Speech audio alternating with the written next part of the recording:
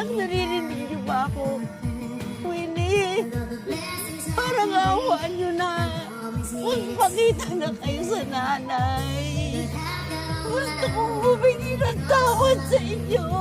Ako dahil lahat kung bakit namatay ang mga anak ko.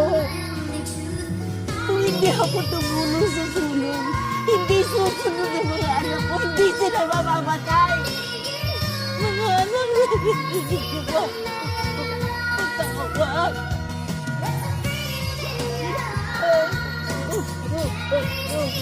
Anak ko.